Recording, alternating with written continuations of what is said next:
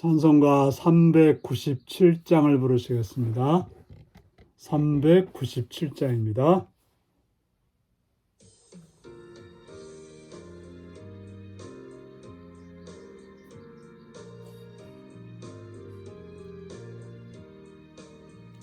주 사랑 안에 살면 두려움 없으며 그 사랑 변함없어 늘 마음 편하다.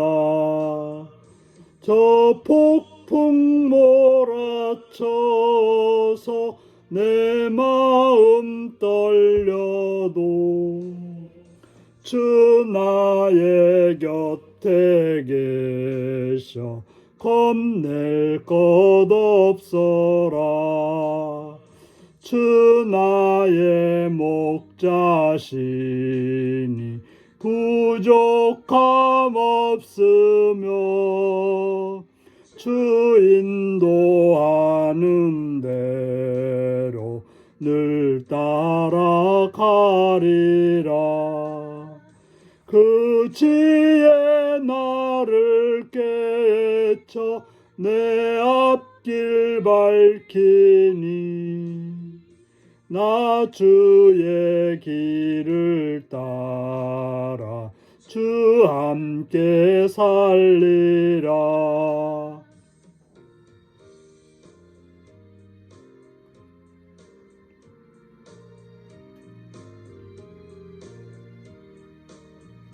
저 넓고 푸른 들판 내 앞에 열리고 그 검은 구름 거쳐 새 하늘 보인다.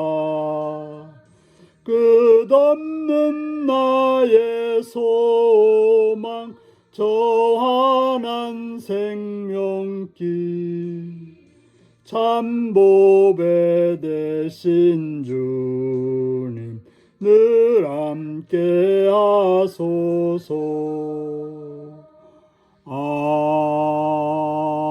아멘. 이 시간 우리 계신 하나님 말씀은 사무엘하 14장 12절에서 24절까지 말씀입니다. 사무엘하 14장 12절에서 24절입니다. 교독하시겠습니다. 여인이 이르되 청하건대 당신의 여종을 용납하여 한 말씀을 내 주 왕께 여쭙게 하옵소서 하니 그가 이르되 말하라 하니라. 여인이 이르되 그러면 어찌하여 왕께서 하나님의 백성에 대하여 이같이 생각하셨나이까? 이 말씀을 하심으로 왕께서 죄 있는 사람같이 되심은 그 내쫓긴 자를 왕께서 집으로 돌아오게 하지 아니하심이니이다. 우리는 필경 죽으리니 땅에 쏟아진 물을 다시 담지 못함 같을 것이오나 하나님은 생명을 빼앗지 아니하시고 방책을 베푸사 내쫓긴 자가 하나님께 버린 자가 되지 아니하게 하시나이다. 이제 내가 와서 내 주 왕께 이 말씀을 여쭙는 것은 백성들이 나를 두렵게 하므로 당신의 여종이 스스로 말하기를 내가 왕께 여쭈오면 혹시 종이 청하는 것을 왕께서 시행하실 것이라. 왕께서 들으시고 나와 내 아들을 함께 하나님의 기업에서 끊을 자의 손에서부터 주의 종을 구원하시리다 함이니이다. 당신의 여종이 또 스스로 말하기를 내 주 왕의 말씀이 나의 위로가 되기를 원한다 하셨사오니 이는 내 주 왕께서 하나님의 사자같이 선과 악을 분간하심이이다. 원하건대 왕의 하나님 여호와께서 왕과 같이 계시옵소서. 왕이 그 여인에게 대답하여 이르되 바라노니 내가 내게 묻는 것을 내게 숨기지 말라. 여인이 이르되 내 주 왕은 말씀하옵소서. 왕이 이르되 이 모든 일이 요압이 너와 함께 하였느냐 하니 여인이 대답하여 이르되 내 주 왕의 살아계심을 두고 맹세하옵나니 내 주 왕의 말씀을 좌루나 우루나 옮길 자가 없으리이다. 왕의 종 요압이 내게 명령하였고 그가 이 모든 말을 왕의 여종의 입에 넣어 주었사오니 이는 왕의 종 요압이 이 일을 형편을 바꾸려 하여 이렇게 함이니이다.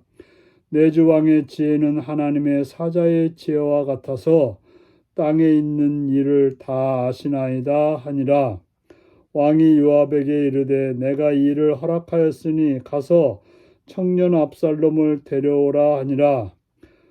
요압이 땅에 엎드려 절하고 왕을 위하여 복을 빌고 요압이 이르되 내 주 왕이여 종의 구함을 왕이 허락하시오니 종이 왕 앞에서 은혜 입은 줄을 오늘 아나이다 하고 요압이 일어나 그술로 가서 압살롬을 데리고 예루살렘으로 오니 왕이 이르되 그를 그의 집으로 물러가게 하여 내 얼굴을 볼 수 없게 하라 하매 압살롬이 자기 집으로 돌아가고 왕의 얼굴을 보지 못하니라. 아멘. 오늘은 정의를 외면한 사랑은 하나님의 지혜가 아닙니다 라는 제목으로 말씀을 나누겠습니다. 우리는 하나님의 성품 가운데 딱 두 가지를 말하라고 하면 사랑과 정의입니다. 사랑과 정의는 동전의 양면처럼 어느 것 하나가 처질 수도 없고 빠질 수도 없는 것입니다.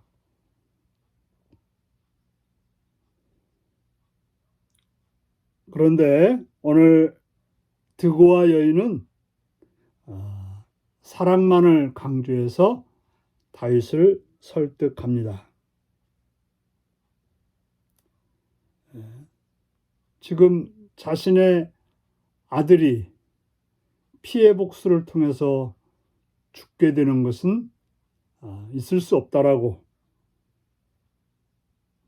말해서 그 아들을 살려주기를 원한다고 하는 그런 다윗의 말에 따라서 압살롬의 이야기를 꺼내는 것입니다. 왜 암논은 이미 죽었는데 압살롬마저 죽이려 하시느냐. 바로 하나님께서는 생명을 빼앗지 아니하시고 방책을 베푸는 바로 다윗의 그런 지혜로운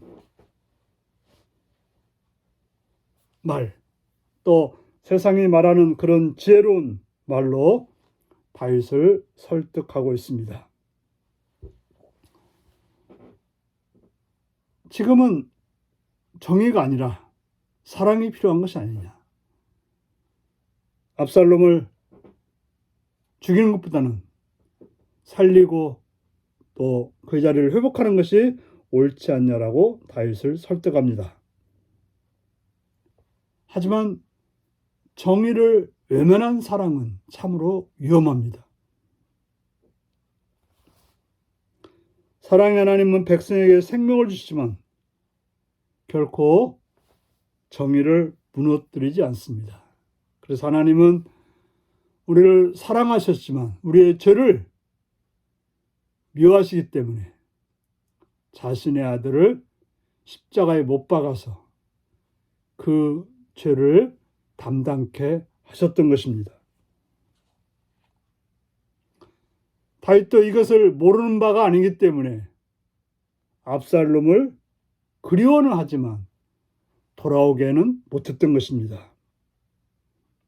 그런데 드고와 여인은 자비로운 결정은 하나님의 지혜이니까 그 지혜를 따라서 행하라고 다윗을 조종하려고 했던 것입니다. 마침내 이 드고와 여인이 했던 행동이 연극이라는 사실을 알고 그 연극을 시켰던 배우가 요압이라는 사실을 알게 됩니다. 이 모든 일이 등등난 후에 여인은 당황하지 않고 요압이 충정으로 했고 또한 다윗이 그렇게 결정하는 것은 참으로 지혜로운 일이라고 칭송을 합니다. 참 칭찬 앞에 사람들은 약한 거죠. 다윗을 지혜롭다고 했을 때 그는 하나님의 정의를 잊어버리는 그런 행동으로 가게 되는 것입니다. 결국 다윗은 요압을 불러 압살롬을 데려오라고 합니다. 압살롬을 살려주기로 한 거죠. 하지만 예루살렘에 압살롬이 돌아왔지만 압살롬은 그를 만나주지 않습니다. 생명은 살려주지만 그를 왕자로서 지위를 회복시키지 않겠다는 의도였던 것입니다. 덕우와 여인은 다윗에게 하나님의 지혜와 모든 것을 아는 지혜가 있다고 칭송했지만 다윗은 압살롬에게 올바른 정의를 실행하지 못했고 그저 인정에 끌려서 사람의 칭찬의 말에 넘어가서 압살롬을 그냥 용서하는 그런 어리석음을 범합니다.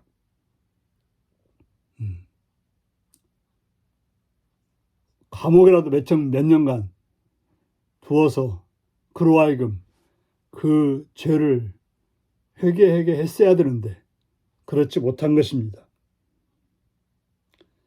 다윗의 이러한 어리석은 선택으로 다윗의 가문을 향한 하나님의 심판은 치닫게 된 것이죠. 결국 그러한 다윗의 결정이 압살롬으로 하여금 어리석은 행동을 해서 다윗을 배반하는 대로 가게 되었던 것입니다. 이처럼 다윗이 마땅해야 될 왕으로서의 정의를 회피한 결과 공의로워야 될 왕이 아버지가 그것을 회피한 결과 그는 문제를 더 키우고 말았던 것입니다. 우리가 해결할 문제를 해결하지 않고 회피하면 그것은 다시금 우리에게 더 큰 문제가 되어서 돌아온다는 것을 기억해야 되는 것입니다. 우리는 그러한 문제들을 내가 사람들의 말에 의해서 결정할 일이 아니라 하나님께 기도하고 하나님이 어떻게 행하라고 하는지에 따라서 결정하며 하는 것이 중요하다는 것을 기억하시고 오늘 이렇게 살아가시는 여러분들이 되시기를 바랍니다. 기도하겠습니다. 자비로우신 아버지께 감사와 찬양을 드립니다. 오늘도 사랑해 주셔서 주의 말씀을 듣게 하시니 감사합니다. 우리로 하여금 사람들의 말에 의해서 인정에 의해서 또 피하는 방식으로 어떤 일을 결정함으로 문제를 키우는 자가 아니라 오직 하나님의 뜻이 어딘 줄을 살펴서 하나님께 나가서 하나님의 뜻을 구함으로 선하고 바르게 결정하여 문제를 해결할 수 있는 그런 삶이 되게 하여 주옵소서. 예수님의 이름으로 기도하옵나이다. 아멘. 하늘에 계신 우리 아버지의 이름을 거룩하게 하시며 아버지의 나라가 오게 하시며 아버지의 뜻이 하늘에서와 같이 땅에서도 이루어지게 하소서. 오늘 우리에게 일용할 양식을 주시고 우리가 우리에게 잘못한 사람을 용서해 준 것 같이 우리 죄를 용서해 주시고 우리를 시험에 빠지지 않게 하시고 악에서 구하소서. 나라와 권능과 영광이 영원히 아버지의 것입니다. 아멘. 말씀 묵상입니다. 득과 여인은 사랑과 정의 중 어느 쪽만 강조해 다윗의 결정을 조종하려 했나요? 정의를 외면한 사랑은 어떤 문제를 초래할까요? 압살롬이 귀환을 허락했음에도 다윗이 그를 만나주지 않은 이유는 무엇인가요? 내가 인정에 끌리지 않고 정의를 세워야 하는 일은 무엇인가요? 오늘 이 말씀을 묵상하시며 주 안에서 하나님의 뜻에 따라서 바르게 행동하는 복된 여러분들이 되시기 바랍니다. 샬롬.